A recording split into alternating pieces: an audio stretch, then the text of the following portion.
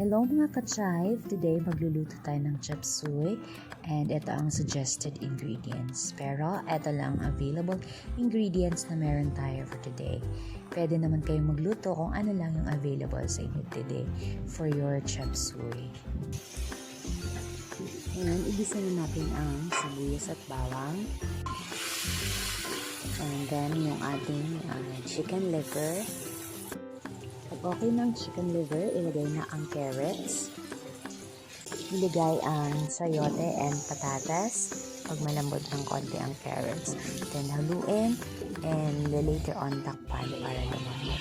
And after that, lagyan natin ng kaunting tubig. Tapos pakuluin. Then ilagay ang ating bell pepper. Pag sure na tayo na malambot ang sayote, patatas, and then ang ating carrots. Then ilagay ang ating other condiments. Pag okay na sa ating panlasa, ilagay na natin ang repolyo and then baguio beans. Haluin and make sure na mahalo po natin talaga. Pag okay na ang ating gulay, ilagay na natin ang ating tinunaw na all-purpose flour. Then haluin ulit and i-check kung okay na ang lasa.